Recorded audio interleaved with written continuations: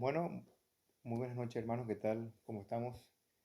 Es un gozo poder seguir estudiando las Escrituras, a pesar de que seguimos en cuarentena, entonces vamos a continuar este miércoles para continuar con Primera de Juan, capítulo 2, los versículos 3 al 6. Te pido que abras tu Biblia, vamos a estudiar esta porción. Dice así, Primera de Juan, capítulo 2, versículo 3 al 6. Y en esto sabemos que nosotros le conocemos si guardamos sus mandamientos. El que dice, yo le conozco y no guarda sus mandamientos, el tal es mentiroso y la verdad no está en él. Pero el que guarda su palabra, en este verdaderamente el amor de Dios se ha perfeccionado. Por esto sabemos que estamos en él. El que dice que permanece en él, debe andar como él anduvo. Bueno, este es un texto interesantísimo, bastante práctico, por cierto, muy diferente al anterior. Juan introduce aquí un elemento de certeza, de seguridad. Él cuando dice, en esto sabemos, él está tratando de proveer seguridad a su audiencia y la seguridad provee paz, lo cual representa gozo para la vida del creyente. La seguridad entonces, la seguridad de salvación está disponible y es para que el creyente tenga gozo. Como alguien dijo, tener seguridad es como experimentar el cielo aquí en la tierra. Y puede ser.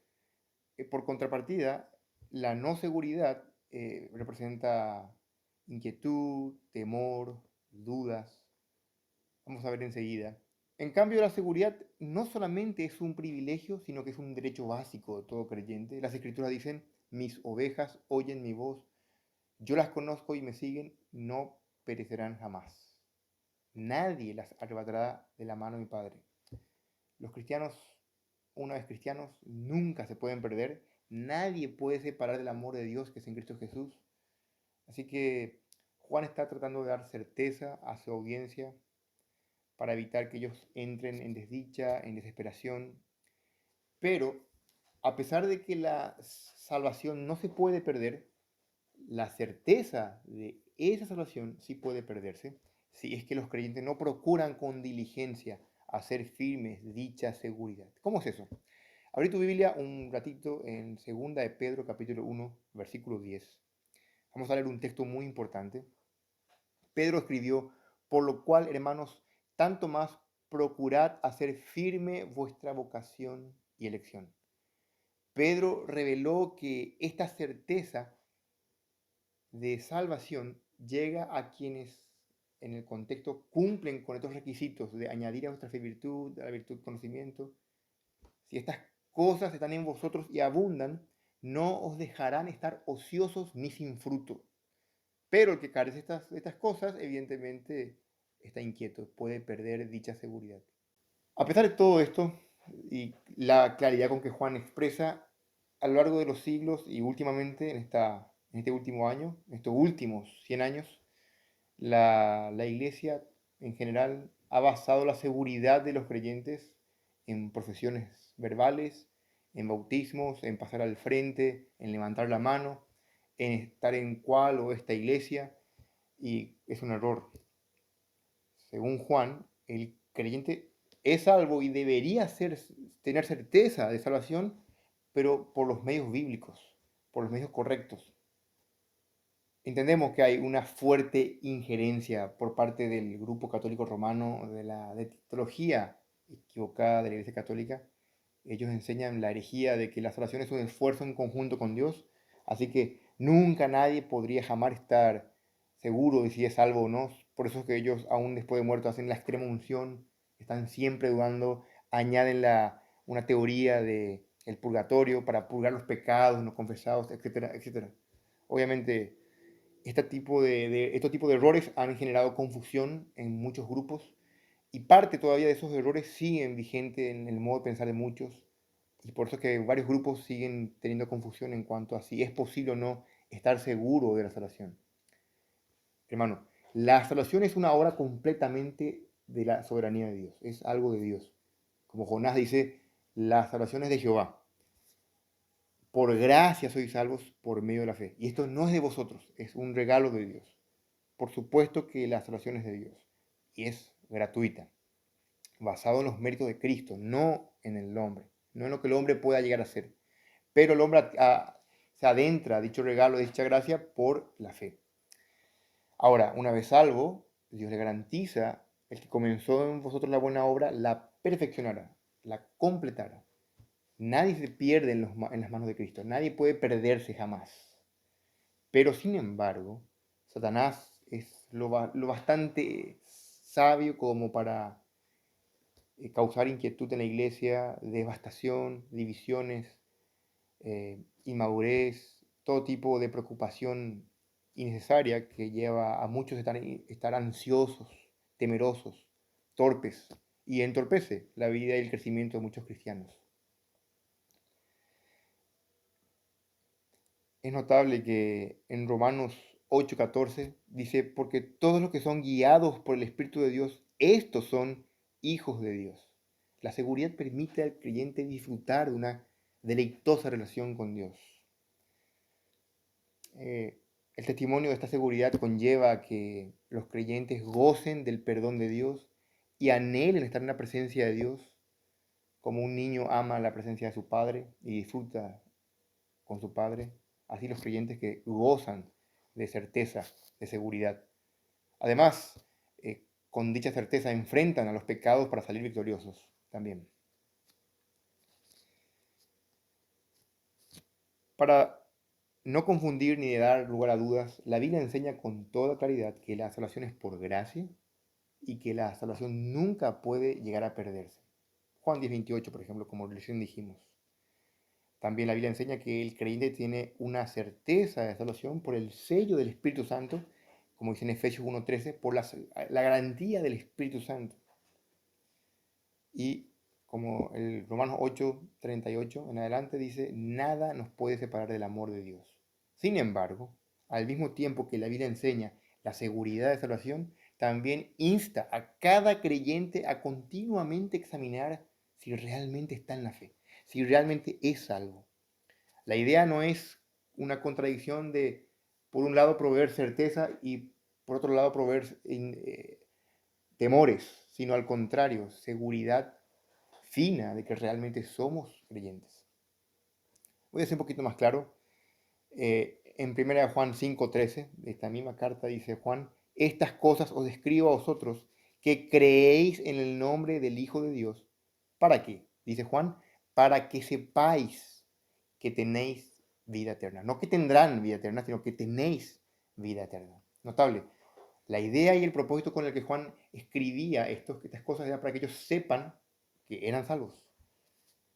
Así que al mismo tiempo que la Biblia insta a que sepamos que somos salvos, al mismo tiempo nos anima a verificar que realmente somos salvos, no sencillamente que profesamos serlo. El apóstol escribió para dar seguridad de salvación.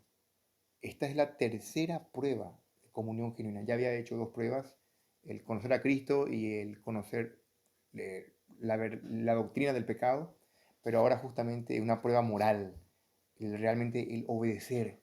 Y es una de las pruebas que más certeza da al creyente.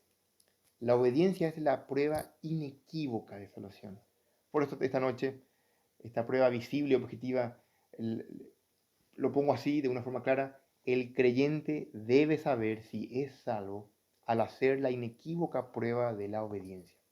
Repito, el creyente debe saber si es salvo al hacer la inequívoca prueba de la obediencia. ¿Y cómo es que el creyente puede hacer la prueba de su salvación? Bueno, aquí vemos del 3 al 6, vemos cuatro pruebas, por así decirlo, o cuatro puntos que ayudan a observar y proveer certeza al creyente con respecto a la obediencia. En primer lugar, versículo 3, al verificar que tenemos una comunión con Dios, guardando sus palabras. Verificamos que realmente somos hijos de Dios, no solo porque tenemos una comunión con Dios, y esto lo sabemos al guardar su palabra o al obedecer. En segundo lugar, versículo 4, al considerar, tenemos certeza de salvación, al considerar que conocer a Dios no solo es una profesión verbal, no solo es decir que lo conocemos, sino que es realmente una relación de obediencia. En tercero, versículo 5, el creyente puede hacer la prueba de su salvación y estar seguro al observar que el amor de Dios se va perfeccionando en el momento que obedece. Y por último, el creyente puede hacer la prueba efectiva de su salvación al seguir el ejemplo de Cristo, el ejemplo de obediencia de Cristo, versículo 6. Vamos entonces a empezar. Repito, esta es una sección bastante práctica que la idea es no generar temor, no generar dudas en los creyentes, pero honestamente, hermanos, no hay forma de escapar de estos versículos. Tenemos que enfrentarnos a hacer sinceridad y delante de Dios, así como decía David, delante de ti estoy, el Señor nos conoce, nos ve, y analizarnos. Y si hay cosas que corregir, arrepentirnos a tiempo, pedir perdón, acercarnos a Dios en arrepentimiento y fe. Y si estamos bien, bueno, para darnos gozo, certeza, convicción, arraigarnos más, seguir creciendo. Vamos a mirar entonces cómo el creyente hace la prueba de su salvación. Primer punto, versículo 3, al verificar que tenemos una comunión con Dios, guardando sus palabras. Sí, no solamente decimos que tenemos comunión con Dios, sino que tenemos comunión con Dios porque guardamos sus palabras. Dice el versículo 3, y en esto sabemos que nosotros le conocemos, si guardamos sus mandamientos. Este versículo 3 parece encajar con la primera parte de lo que venía diciendo el capítulo 1, porque viene hablando de la comunión con Dios. Permítanme recordarles versículo 1.3, capítulo 1, versículo 3 dice, para que tengáis comunión con nosotros, y nuestra comunión verdaderamente es con el Padre y con su Hijo Jesucristo. 1.6, si decimos que tenemos comunión con Él y andamos en tinieblas, mentimos. Vean, si decimos que tenemos comunión, pero no andamos en el camino que nos da, mentimos. Versículo 7, pero si andamos en luz, como Él está en luz, tenemos comunión unos con otros. 1.9, si confesamos nuestros pecados, Él es fiel y justo para perdonar nuestros pecados, limpiarnos de toda maldad, lo cual nos provee de vuelta comunión. Ahora, en el capítulo 2, versículo 3, Él añade de vuelta el tema de la comunión y un sinónimo. Dice que tener comunión con Dios es conocer a Dios. Qué interesante lo que hablamos de una relación con Él. Es notable que Juan utiliza 23 veces en la carta la palabra conocer, ginosco, lo cual significa en esto sabemos o conocemos, dice Juan. En esto sabemos, ginosco, o percibimos. La idea es conocer por la experiencia, no teóricamente, sino por la experiencia. La seguridad de un cristiano viene por obedecer a Dios de forma práctica, diaria, todos los días.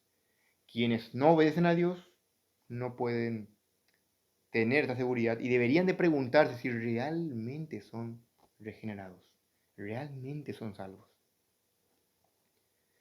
Nosotros le conocemos si guardamos sus mandamientos, dice Juan. Y en esto sabemos que nosotros le conocemos. ¿Cómo? Si guardamos. Ese sí es un condicional. El conocimiento, por cierto, del que Juan habla, no es un conocimiento místico, de que en aquella época estaban hablando un grupo herético llamado los gnósticos, que pretendían alegar conocer a Dios mediante cierto grado de conocimiento que solamente era revelado a un cierto grupo. Estos gnósticos pretendían llegar a la salvación por medio de la acumulación de muchos conocimientos. Y esto lo hacían a expensas de la vida diaria, de la práctica. Ellos pensaban que la salvación era solamente acumular conocimientos que no tenían, acumular, independientemente de mi vida práctica, de mi moral. Juan va a destrozar este argumento con estos versículos. El que dice que le conoce pero que no guarda sus palabras o que no vive como él anduvo es un mentiroso.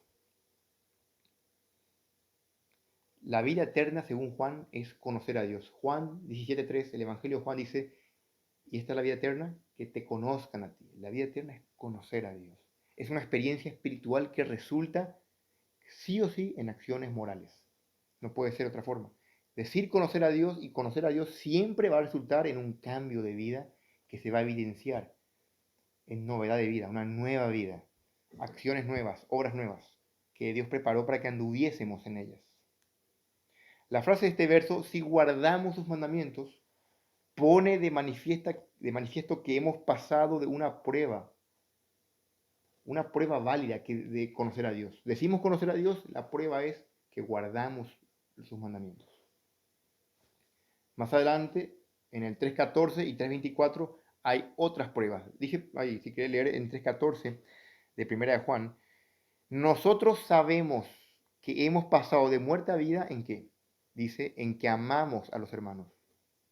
Luego añade Juan, el que no ama a su hermano permanece en muerte. La otra prueba, el 3.24, dice Juan, y el que guarda sus mandamientos, permanece en Dios y Dios en él. Y en esto sabemos que Él permanece en nosotros. ¿Ven de vuelta la otra prueba? Por el Espíritu que Él nos ha dado. Hay tres pruebas en esta carta que Juan da acerca de lo que los creyentes pueden hacer para cerciorarse. Nosotros estamos viendo aquí una, si guardamos sus mandamientos. Le conocemos a Dios como si guardamos sus mandamientos. El conocimiento personal de Jesús está asegurado si seguimos guardando sus mandamientos. Dicho en un renglón, de vuelta. Entonces, el guardar los mandamientos de Cristo es evidencia de un conocimiento verdadero de Él, o tener de una relación con Él. Decir, yo le conozco a Dios y no guardar mandamientos es señal de que evidentemente estoy mintiendo o que no entiendo lo que estoy diciendo. Como decía un teólogo, la obediencia que acompaña a la salvación no es algo legalista, impuesta exteriormente con irme a la iglesia temprano, llegar ahí puntualmente, poner la silla, cantar fuerte. No se trata de hechos externos, sino que lejos de ser hipócrita y superficial, se trata de una actitud de obediencia activa que brota por el amor que hay hacia Dios. Enseguida vamos a ver eso. Por eso tenemos el ejemplo de Cristo, que Cristo amó a Dios al punto que obedeció a Dios hasta lo sumo. El rasgo distintivo del Hijo de Dios, decía alguien, es que hace la voluntad de Dios. Y cuando hace la voluntad de Dios, demuestra que ha llegado a conocer a Dios. Hermanos, estoy diciendo algo que es bastante práctico y seguramente muy conocido por vos. Vos estás pensando, bueno, yo conozco a Dios porque escuchaste muchos sermones de Él, porque leíste algunas páginas de la Biblia. Pero ¿qué es conocer a Dios? Es tener conocimientos, tener ciertas informaciones, ciertos datos de Dios, conocer una lista de tantos atributos. ¿Qué es conocer a Dios? Según Juan, conocer a Dios es obedecerle, guardar sus preceptos, andar como Él anduvo. Lastimosamente no siempre sucede esto. Por eso Juan pasa, y nuestro segundo punto es cómo el creyente hace la prueba de su salvación. En primer lugar dimos, entonces, al tener comunión con Dios guardando sus mandamientos. Pero en segundo lugar, al considerar que conocer a Dios no solo es una profesión verbal, sino una relación real de obediencia. Juan dice, versículo 4, el hombre que dice, yo le conozco, y no hace lo que él manda, es un mentiroso. El que dice, yo le conozco y no guarda sus mandamientos, el tal es mentiroso y la verdad no está en él. Notable este versículo. Porque aquí da el caso opuesto de un hombre que dice, sí, yo le conozco a Dios, categórico, yo le conozco a Él, estoy hace mucho en la iglesia, canto los himnos, me bauticé, participo de la Santa Cena. Pero Juan no está diciendo si que vos digas profesión verbal si vos le conoces o no a Él, sino Juan te pregunta, ¿obedeces a Él? ¿Le obedeces? ¿Lo obedeces por la motivación correcta? ¿Tenés una vida de obediencia basada en el amor a Dios? Es lo que pregunta Juan. El que dice yo le conozco, pero no obedece, el tal es un mentiroso. ¿Qué es un mentiroso? Aquí para Juan un mentiroso no es un creyente mentirosito. No es un creyente que está pecando, que está siendo mentiroso. Es un no creyente. La verdad no está en él, dice Juan. Juan está citando a una persona que no conoce a Dios. Sencillamente Juan dice, no, la verdad no está en él.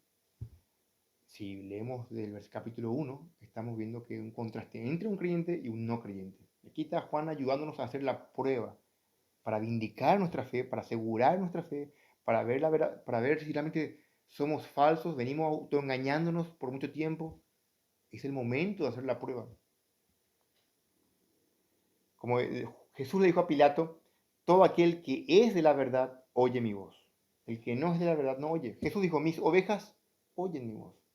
A Pilato, en Juan 18:37, todo aquel que es de la verdad oye mi voz. En marcado contraste, quienes no obedecen la voz de Cristo no son de Cristo. La verdad no está en ellos. Juan puso la pretensión vacía de estos que decían o querían ser salvos, probablemente eran gnósticos, pretendían ser salvos por acumular conocimiento, pero no vivían una vida moral, no aplicaban a sus vidas porque no podían, porque eran esclavos del pecado, porque no eran regenerados. Podían simular un tiempo, pero no. Evidentemente se preocupaban más en acumular conocimiento porque pensaban que de esa forma serían salvos. Juan dice, no, son mentirosos, la verdad no está en ellos, no son discípulos. Conocemos también Santiago, capítulo 2, 17, dice, así también la fe, si no tiene obras, es muerta en sí misma. Porque como el cuerpo sin espíritu está muerto, así también la fe sin obras está muerta. Aquellos cuya fe no acompaña una vida práctica, esa fe es una profesión falsa, es una fe que no salva, como dice Juan, Santiago, una fe muerta. Pablo en Tito 1:16, del mismo asunto hablando, profesan conocer a Dios, pero con los hechos lo niegan. Con su boca dicen que sí, con sus hechos dicen que no. Siendo abominables, rebeldes, reprobados en cuanto a toda buena obra. Es fuerte, ¿verdad? Decir no basta. Yo puedo decir muchas cosas, yo puedo recitar versículos de memoria, yo puedo mostrar mi ficha de bautismo, mis amigos pueden decir que sí, ya se congregan en la iglesia hace mucho, pero ¿qué dice mi testimonio? ¿Qué dice mi vida del día a día? ¿Qué dice mi esposa acerca de mí? ¿Qué dicen tus conocidos acerca de vos? Aquellos que te conocen íntimamente. ¿Es realmente tu vida un reflejo fiel de obedecer a Cristo? ¿Demuestra tu vida la obediencia diaria? ¿Es tu fe genuina realmente? Tercera prueba, o tercer punto, mejor dicho, que nos ayuda a examinar nuestra fe, nuestra certeza de salvación, porque a fin de cuentas esta prueba es para tener certeza y ver la veracidad de la fe, la veracidad de nuestra salvación por medio de la prueba. Entonces, ¿cómo el creyente puede hacer la prueba de su salvación? Bueno, en tercer lugar, al observar que el amor de Dios se va perfeccionando en los obedientes. Ese amor se perfecciona en los obedientes. Versículo 5. Dice, pero el que guarda su palabra, en este verdaderamente el amor de Dios se ha perfeccionado. Por esto sabemos que estamos en él. Decía alguien que una de las características notables de la epístola, como vemos, es los contrastes continuos, luz, tinieblas, amor frente al odio. Pero ahora aquí hay un cambio formal en esta cláusula antitética, porque es llamativo. Aquel que dice conocer a Dios y vive en desobediencia es mentiroso. El versículo que acabamos de leer. El que dice conocer a Dios, dice, pero vive en desobediencia, el tal es mentiroso y la verdad no está en él. Ahora, el versículo siguiente. Nosotros esperaríamos el que, el que dice conocer, el que realmente conoce a Dios, esperaríamos que diga, él sí vive la vida cristiana. O algo por el estilo. O la verdad sí está en él. Este es de verdad, la verdad está en él es de la verdad. Pero en vez de eso, Juan cambia la frase y él dice, en este verdaderamente el amor de Dios se ha perfeccionado. El cambio de esta frase, de la antítesis con la anterior, nos arroja luz mucho más de lo que significa realmente ser salvos o de esta certeza de salvación. ¿Cuál es el significado de la frase? Aquí tenemos un tema importantísimo. El amor de Dios. Miren, hay muchas posturas con respecto a esto de que el amor de Dios se ha perfeccionado. Hay muchas posturas. Algunos entienden como que el amor del hombre por Dios. Esto es el punto objetivo. Otros entienden de forma subjetiva que es el amor de Dios por el hombre. Y aún otros entienden que es una descripción, que es el amor característico de Dios, sencillamente, como algo que está en el hombre. Si bien las tres interpretaciones tienen sus méritos, nosotros, personalmente yo, entiendo que es de la forma objetiva el amor del hombre por Dios, porque es lo que más cuadra con el contexto.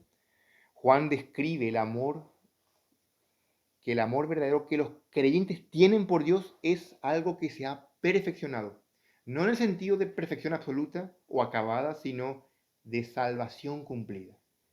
Permítanme demostrarles que la, los versículos que avalan este punto de vista, la concesión de este amor es no del hombre, no es que el hombre tiene un amor por Dios, sino que Dios ha derramado en los corazones de los hombres este amor.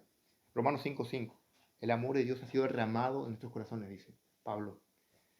Entonces es este amor, no algo místico, no una experiencia externa a las escrituras, sino es algo que proviene de Dios, es el amor que proviene de Dios al que nosotros damos a Dios. Y eso hace que resulte en obediencia a su palabra. En otras palabras, si el Hijo de Dios no obedece a Dios, está evidenciando que el amor de Dios no ha sido derramado en su corazón porque él no puede amar a Dios y por ende no puede obedecer a Dios. Vamos a ver algunos versículos para entender. El que dice Juan en el Evangelio, el que tiene mis mandamientos y los guarda, ese es el que me ama. Y el que me ama será amado por mi Padre, y yo le amaré y me manifestaré a él. Está en Juan 14, 21. Si quieres, Evangelio de Juan 14, 21. 22. Le dijo Judas, no el Iscariote, Señor, ¿cómo es que te manifestarás a nosotros y no al mundo? 23. Respondió Jesús y le dijo, el que me ama, mi palabra guardará. Vea, ¿quién es el que va a guardar? ¿Quién es el que va a obedecer a Dios? El que le ama a Dios. Por eso aquí la evidencia es que el que obedece a Dios demuestra que el amor de Dios se ha cumplido en él. Realmente se ha derramado en su corazón. Por eso que puede obedecer a Dios. El que me ama, mi palabra guardará, y mi Padre le amará, y vendremos a él y haremos morada con él. El que no me ama, no guarda mis palabras. Notable, Juan. Aquí el pasaje implica, en cierta perspectiva, que el amor precede a la obediencia. El primer gran mandamiento es amarás al Señor tu Dios. Para poder obedecer a Dios, debo amar a Dios. Pero yo no puedo amar a Dios a menos que Dios me ame primero. Y es eso lo que ha pasado. Dios viene al rescate del hombre. Nadie busca a Dios. El hombre busca a Dios. El hombre llama, perdón, Dios llama al hombre porque el hombre no puede venir a Dios. Dios busca al hombre, Dios ama al hombre primeramente, derrama su amor en el hombre y el hombre entonces puede amar a Dios, puede corresponder a Él y puede tener comunión con Él. Y es ese amor derramado se vindica, se evidencia en la obediencia. Hay muchos pasajes que muestran esto, pero permítame demostrarle algo interesante para contrastar. Cuando vemos algo negativo, entendemos mejor. En Mateo 24:12, Cristo hablando acerca de lo que pasaría en aquel tiempo, dice, y por haberse multiplicado la maldad, el amor de muchos se enfriará. Vean, aquí la palabra enfriará es frialdad de muerte. El muerte está frío, no hay calor corporal en él. Bueno, el punto es que el amor va a llegar a extinguirse o a apagarse rotundamente. ¿Por culpa de qué? De que la maldad se va a multiplicar. Cuando en el fin de los tiempos la maldad de los hombres se multipliquen, el amor va a apagarse rotundamente. Por oposición, en el creyente que obedece a Cristo, el amor se va cumpliendo, evidenciando el amor que Dios ha derramado. ¿Ven la oposición o el contraste, mejor dicho, para que se entienda? Más versículos. Juan 5:40. Evangelio Juan 5:40 al 43 dice Jesús hablando con los fariseos, y no queréis venir a mí para que tengáis vida. Mas yo os conozco que no tenéis amor de Dios en vosotros. Jesús está diciendo, ustedes no tienen amor de Dios en ustedes. Yo he venido en nombre de mi Padre y no me recibís. Vean, está hablando de incrédulos, de no regenerados. Ellos no tenían el amor de Dios. Juan está hablando aquí, el que guarda en este verdaderamente el amor de Dios se ha perfeccionado. Juan 15, 9 al 10 dice, como el Padre me ha amado, así también yo os he amado. Permaneced en mi amor. Permaneced en mi amor. Versículo 10. Si guardareis mis mandamientos, permaneceréis en mi amor. ¿Cómo permanecemos en el amor de Dios? Guardando sus mandamientos. Así como yo he guardado los mandamientos de mi Padre y permanezco en su amor. Pablo en Romanos 13:10 habla de que el amor nunca hace mal al prójimo. Así que concluye Pablo que el cumplimiento de la ley es el amor. La ley del amor. Cumplir la ley es amar. De que el amor de Dios se ha perfeccionado, se ha cumplido en nosotros, en el sentido que se hace evidente nuestra salvación. Nos da certeza de que somos hijos de Dios. El hecho de que podemos obedecer a Dios y entendemos de que obedecemos a Dios por la motivación correcta, porque podemos amar a Dios. Amándole a Dios, buscamos agradarle a Dios, buscamos obedecerle. Hay más versos. En 1 Juan 4:17 dice, en esto se ha perfeccionado el amor en nosotros, para que tengamos confianza. El amor se perfecciona en nosotros, dice Juan, para proveernos certeza, confianza en el día de juicio. Pues como Él es, así somos nosotros en este mundo. Y aquí está el tema de la seguridad que hablábamos. Ya cuando llegue el día del juicio, nosotros vamos a estar seguros. Y ahora estamos seguros, gracias a qué? A que entendemos de que obedecemos a Dios, guardamos sus mandamientos, como dice Juan, sus mandamientos no son gravosos porque le amamos, son deleitosos. 4:18 dice, en el amor no hay temor, sino que el perfecto amor echa fuera el temor, porque el temor lleva en sí castigo, de donde el que teme no ha sido perfeccionado en el amor. Dice un comentarista, aquellos en cuyo amor perfecto, completo o maduro, demuestra la realidad de su salvación, no deben temer el regreso de Cristo ni el juicio de Dios. ¿Por qué? Porque el perfecto amor echa fuera el temor. Dicho en otras palabras, tal clase de amor disipa, evapora cualquier tipo de temor, porque el temor conlleva la idea de castigo. Sin embargo, los creyentes perfeccionados en el amor no enfrentan el castigo. Ellos entienden que son salvos y que están seguros en Él porque aman a Dios y entienden y saben que aman a Dios porque lo obedecen. Y la obediencia es la prueba inequívoca de que aman a Dios, de que son salvos, de que están en Él. Dice Juan, sin embargo, el que teme no ha sido perfeccionado en el amor. Cualquier persona que teme perder su salvación, que teme el juicio de Dios, esa persona probablemente no ha sido perfeccionada en el amor. No ha hecho la prueba de que ama a Dios, porque probablemente le está costando obedecer. Habría que ver si realmente es salvo, habría que ver qué está pasando en su vida, no conoce las escrituras, no está creciendo. La última prueba, el último punto, el cuarto. ¿Cómo puede el creyente hacer la prueba de su salvación? Y tenemos aquí el cuarto punto, que es al seguir el ejemplo de obediencia de Cristo. No solamente sabemos que la obediencia es la prueba inequívoca, sino que tenemos un ejemplo de obediencia y es el ejemplo supremo, el ejemplo de nuestro Maestro, de Cristo. Dice el versículo 6, por esto sabemos que estamos en Él. El que dice que permanece en Él debe andar. ¿Cómo sabemos que estamos en Él? Porque el que dice que permanece debe andar como Él anduvo. Algunas traducciones consideran esta sección así. Así es como sabemos que estamos en Él. ¿Cómo? E introduce como una máxima. ¿Cómo sabemos que estamos en Él?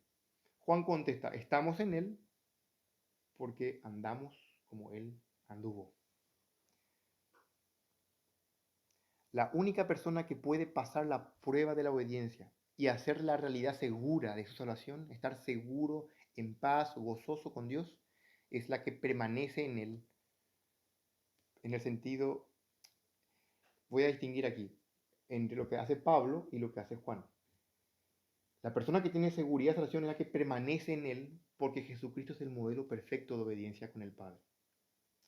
Para Juan no es lo mismo que para Pablo estar en Él. En Él, para Pablo, significa ser seguridad de salvación. Nadie nos podrá separar del amor de Dios. Somos perfectos en el amado. Somos aceptos en el amado, dice Pablo en Efesios capítulo 1. Pero para Juan, en Él, permanecer en Él, está hablando de una relación de obediencia. En la medida que yo permanezco en la vid, yo doy fruto. Si yo no estoy en Cristo, sin Él nada puedo hacer. Si yo no estoy en Él, me vuelvo inútil. Si yo no obedezco, no tengo frutos. Son cosas distintas. En Juan 15, 4 al 5, permaneced en mí y yo en vosotros. Como el pámpano no puede llevar fruto por sí mismo si no permanece en la vid, así tampoco vosotros, si no permanecéis en mí. Yo soy la vid, vosotros los pámpanos. El que permanece en mí y yo en él, éste lleva mucho fruto, porque separados de mí, nada podéis hacer. Los creyentes obtienen vida espiritual de Jesucristo tanto como las ramitas de la vid. Aquí está la ilustración. Permanecer en Cristo es mantenerse en obediencia a Él. No se trata de una unión de salvación, sino una unión de relación.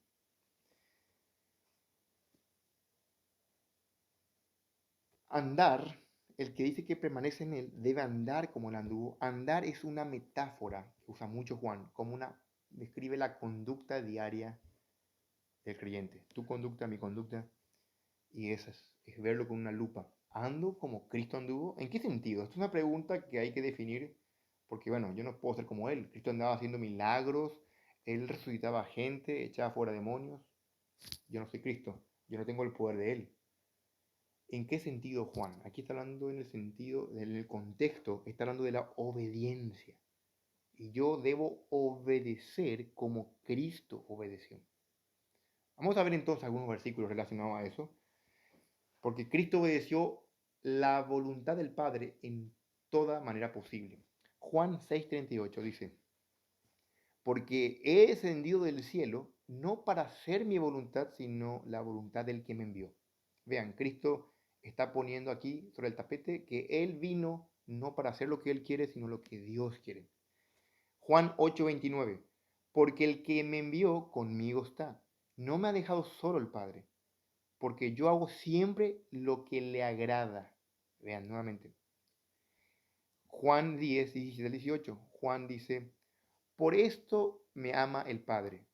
¿Por qué? Porque yo pongo mi vida para volverla a tomar. Nadie me la quita, sino que yo de mí mismo la pongo. Tengo poder para ponerla y tengo poder para volverla a tomar. Este mandamiento recibí de mi Padre.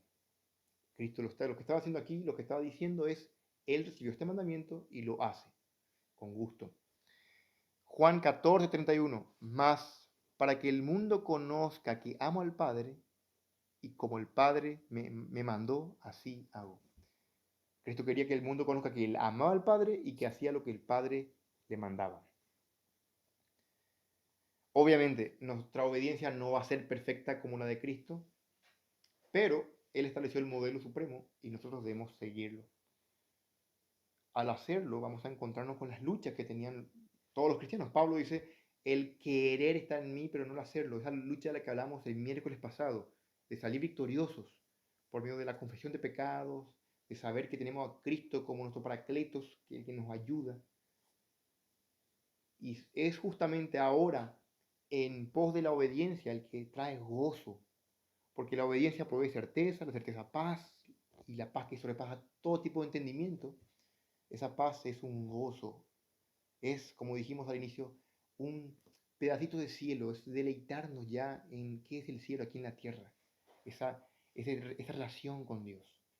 Porque al fin de cuentas, la vida eterna no va a comenzar en el cielo, sino que la vida eterna la tenemos ahora porque es el conocimiento de Dios. Esta es la vida eterna, que te conozcan, tener una relación con Dios, un trato personal, donde nosotros nos sometemos a Él para hacer lo que Él nos dice, hacer la voluntad de Dios. Somos sus esclavos, sumisos, obedientes. Algo más sobre la obediencia. Mateo 7:24 dice, porque podemos estar pensando, bueno, yo soy obediente. Vean esto. Cualquiera pues que me oye estas palabras y las hace, Mateo 7:24 al 27, dice Cristo, le compararé a un hombre prudente que edificó su casa sobre la roca. Descendió lluvia, vinieron ríos, soplaron vientos y golpearon contra aquella casa, y no cayó porque estaba fundada sobre la roca. Pero cualquiera que me oye estas palabras y no las hace, le compararé a un hombre insensato que edificó su casa sobre la arena, y descendió la lluvia, vinieron ríos, soplaron vientos, y dieron con ímpetu aquella casa, y cayó, y fue grande su ruina. ¿Qué fue lo que le otorgó seguridad y estabilidad a la primera casa, el primer ejemplo? Bueno, el que ambos escucharon la palabra. Vean, cualquiera que oye estas palabras, el versículo no termina allí, y las hace. Ese es el punto. Porque el segundo también escuchó las palabras, pero no las hizo. Hermano, puede ir domingo tras domingo, puede escuchar todos los sermones que enviamos en el grupo de WhatsApp, en YouTube, puede estar escuchando todos los sermones, puede tomar notas, pero si no aplicas a tu vida, sos como aquel hombre que edificó sobre la arena. Cualquier viento, cualquier aflicción va a traer ruina. Y literalmente estás corriendo un grave peligro. Estás construyendo un castillo de naipes, una falsa seguridad de salvación. Es hora de examinarnos, de ver realmente. Cualquiera que escucha las palabras y obedece, ese realmente edificó sobre la roca. Poner en obra, en práctica, hacerlas es lo que marca la diferencia en ambos ejemplos.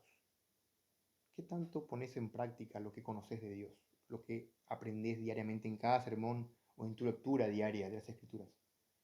Partiendo de que lees diariamente las Escrituras, pones en práctica lo que lees, lo que aprendes, porque en eso radica la diferencia entre uno y otro, entre un creyente y uno que no es creyente, entre un profesante y un verdadero discípulo. Pero, ¿qué más podemos aprender aquí? Aplicaciones prácticas para nuestras vidas. La obediencia otorga seguridad, como el ejemplo del que corrió sobre la roca. La obediencia otorga gozo al creyente. Vean, Juan 13:17 es un verso interesante. Cristo, antes de la fiesta de la Pascua, él dice, sabiendo ya que la hora le había llegado, que él iba a pasar junto al Padre, y dice Juan, como había amado a los suyos hasta el fin, entonces, versículo 17, dice, si sabéis estas cosas, bienaventurados seréis. O sea, somos bienaventurados por saber esas cosas, añade Cristo. Si sabéis estas cosas, bienaventurados seréis si las hiciereis. Notable. Vamos a ser bienaventurados, dichosos, llenos de gozo si hacemos. No basta con saber, sino con hacer. Ni siquiera con haber memorizado, sino con hacer. Como cuesta. Santiago 1:22 dice, pero sed hacedores de la palabra y no tan solamente oidores, engañándoos a vosotros mismos. Vean, versículo 25, Santiago 1:25. Mas el que mira atentamente a la perfecta ley, la de la libertad, y persevera en ella, no siendo un oidor olvidadizo, sino un hacedor de la obra, éste será bienaventurado en lo que hace. Aquel que obedece a Dios es un creyente gozoso, un creyente firme, seguro en Él. Ahora entiendo por qué estoy mucho tiempo angustiado, ¿verdad? ¿Por qué ando triste? ¿Por qué ando deprimido? ¿Por qué ando bajoneado? Porque no obedezco, ¿verdad? Analizar, hermano, ¿por qué no estás gozoso? ¿Por qué no estás seguro, firme, sobre la roca? ¿Por qué no estás así, bienaventurado en todo lo que haces? Porque probablemente no obedecemos, o nuestra obediencia es a medias, porque confundimos que tenemos que saber de memoria versículos, hablarle a otros, darle consejos, darle consejo a otros, pero para mí no tengo los consejos. El punto es vivirlo. Cuando un creyente no obedece, pone en tristeza al Espíritu Santo y eso genera amargura, contrición, pesadumbres, evidentemente eh, una vista nublada de las cosas espirituales, torpeza espiritual, poco fruto. Recuerden que la fe no es una decisión simplemente, sino una relación plena con Jesús, permanente con Él, que da como resultado un estilo de vida temeroso que obedece a Dios. Así que la vida eterna tiene características visibles. Conocer a Dios se puede notar en tu vida, en tus prácticas, en tu modo de hablar. Tus pensamientos se exteriorizan. Lo que el hombre piensa, eso es, dice Proverbios. Eso va a ser visible en tus hechos. La meta del cristiano no es simplemente llegar al cielo después de la muerte, sino ser como Cristo ya ahora. Ya ahora. Vean el 1.7, por favor. Perdón, el 2.7, el que continúa porque tiene relación. Dice allí, hermanos, no os escribo mandamiento nuevo, sino el mandamiento antiguo que habéis tenido desde el principio. Este mandamiento antiguo es la palabra que habéis oído desde el principio. Vean, somos salvos para servir. Aquí Juan une el versículo 6 con el versículo 7. Estamos hablando aquí de obediencia. Estamos hablando de obedecer a Dios como Cristo, para demostrar realmente que obedecemos como nuestro Maestro obedeció, como Él es. Somos salvos para servir, somos enviados a una misión tal como Él fue enviado. Veamos, 1 Juan 3:16. Así como Él entregó su vida por nosotros, también nosotros debemos entregar nuestras vidas como siervos a otros. En esto conocemos el amor de Dios, en que Él puso su vida por nosotros. También nosotros debemos poner nuestras vidas por nuestros hermanos. Hermanos, esta es la clave de la verdadera seguridad de salvación. ¿Cómo podemos hacer la prueba de salvación? Bueno, dijimos nosotros que la obediencia es la prueba inequívoca de salvación. ¿El creyente puede estar seguro de su salvación? Claro que sí, al hacer la prueba inequívoca, al verificar que tiene comunión con Dios guardando sus mandamientos, al entender que, al considerar que no solamente conocer a Dios es una profesión verbal, sino una relación real de obediencia. No basta con que vos digas que le conozcas a Dios, demostrar que le conoces a Dios con una vida cambiada. Tercero, al observar que el amor de Dios se va perfeccionando en los obedientes, vimos que así como la maldad, la multiplicación de la maldad enfría el amor al punto de extinguirlo, así también la devoción a Dios, la obediencia a Dios, hace justamente que el amor de Dios se perfeccione, se complete, se evidencie, vindique tu obediencia a Dios, hace que vos veas que el amor de Dios esté ahí. Eso invisible que Dios derramó en tu corazón se haga visible. Vos entiendas, estés consciente de que te guste agradar a Dios, te guste obedecer a Dios. Y dijimos que todo creyente que hace la prueba de su salvación por medio de la obediencia, tiene que mirar el ejemplo de Cristo, porque debe andar como Él anduvo, debe seguir los pasos de Cristo. Hermanos, suena difícil, obvio que es imposible para cualquier humano salvarse. La salvación es de Dios. Dios ha hecho una obra en nuestros corazones. El que comenzó la obra la perfeccionará, dice Filipenses 1:6. Dios está trabajando. Nuestra santificación no es perfecta. Nosotros estamos aún luchando contra el pecado y vamos a seguir luchando. Pero necesitamos de certeza, de seguridad para caminar firmes, para estar gozosos, bienaventurados. Y eso únicamente lo lograremos gracias a la prueba inequívoca de la obediencia. Dios, gracias por tu palabra. Señor, te pedimos, te rogamos que apliques a nuestro corazón débil esta enseñanza para que nosotros seamos siervos, obedientes. Señor, queremos obedecerte en todo lo que tu palabra nos dice. Para ello tenemos que estudiar, queremos traer fruto que glorifique tu nombre. Queremos ser no insensatos que edifiquen sobre la arena, sino realmente bienaventurados en lo que hacemos porque obedecemos tu palabra. Pero lo hacemos porque te amamos. Señor, queremos ver ese amor y que nos garantice realmente, que nos quite cualquier tipo de temor. Queremos crecer como tu palabra indica. Gracias por tu palabra, Señor. Gracias por las personas que han visto este sermón. Cuídales, aplica a su corazón, que ellos puedan crecer en tu gracia. En Cristo Jesús. Amén.